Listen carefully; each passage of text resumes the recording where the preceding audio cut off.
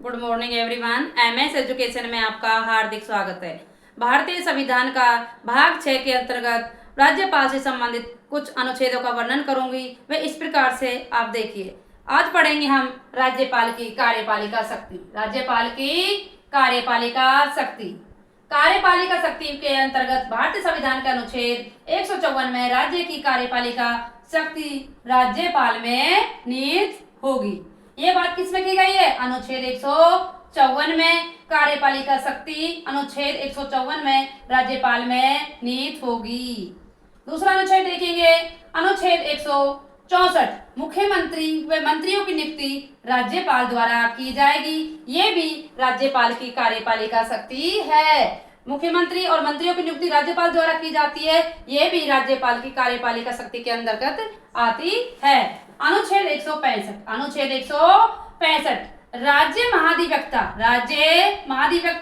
Advocate general की नियुक्ति राज्यपाल द्वारा की जाती है। अनुच्छेद 165 में एडवोकेट जनरल राज्य महाधिवक्ता की नियुक्ति राज्यपाल द्वारा की जाती है। ये भी राज्य कार्यपालिका शक्ति के अंतर्गत ही आती है। राज्यपाल की कार्यपालिका शक्ति के अंतर्गत राज्य महाधिवक्ता की नियुक्ति भी इसी के अंतर्गत आएगी। अब देखिए आगे, सभी राज्य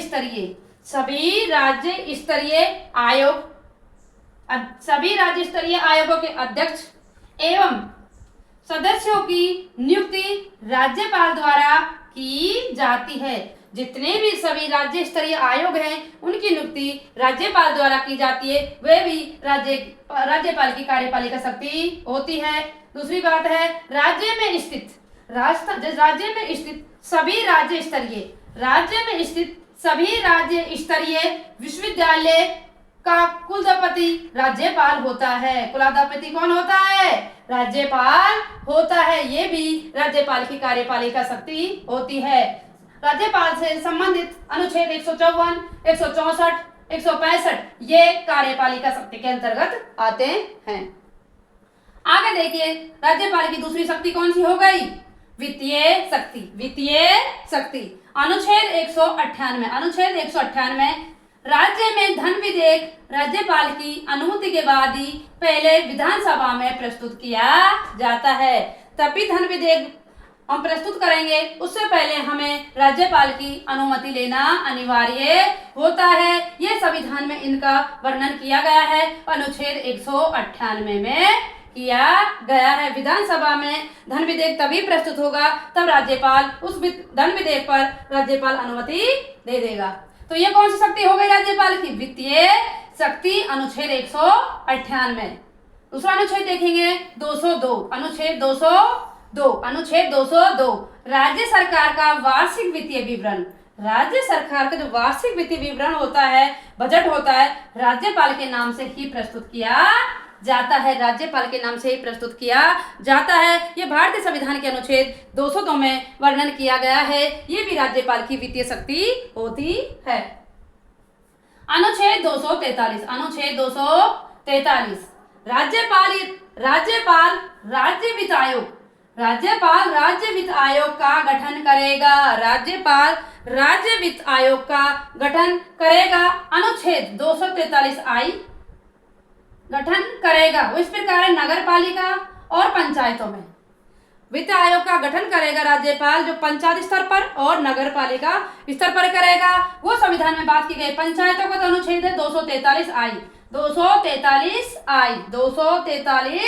आई आर्टिकल 243 आई के अंतर्गत पंचायतों के अंतर्गत राज्यपाल वित्त आयोग का गठन करेगा। नगर पालिका के अंतर्गत भारतीय संविधान का अनुच्छेद 243 आई था, उधर 243 वाई में नगर पालिका के अंतर्गत वित्त आयोग का गठन राज्यपाल के द्वारा किया जाता है।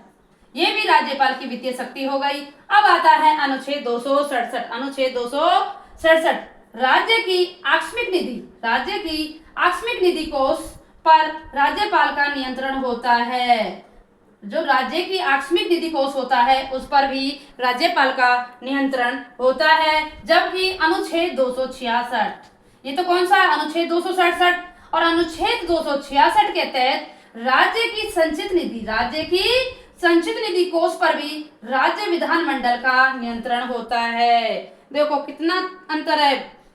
कितना सा अंतर है अनुच्छेद में? 267 और 266 में अंतर। देखिए जी, राज्य की आकस्मिक निधि आए, राज्य की आकस्मिक निधि आए तो राज्यपाल का नियंत्रण होता है, और राज्य की संचित निधि आए, थोड़ा सा फर्क है।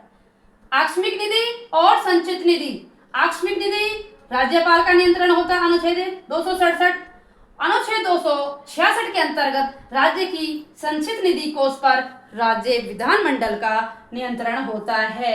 ये दोनों बात आप अच्छे से समझ लीजिए, हमें आसानी से समझ आ जाएगा। अनुच्छेद 267, 266 बस शब्द पकड़ने, कुछ नहीं पकड़ना।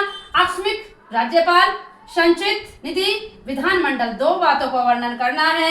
इसी प्रकार से राज्यपाल के आज हमने कार्यपालिका शक्ति से संबंधित अनुच्छेद, वित्तीय शक्ति से, जो वित्तीय शक्ति है राज्यपाल की, उससे संबंधित अनुच्छेदों का वर्णन किया है। वह इस तरह से हैं, आप आसानी से इन अनुच्छेदों को, वीडियो को रोककर पढ़ सकते हो, लिख सकते हो, समझ सकते हो।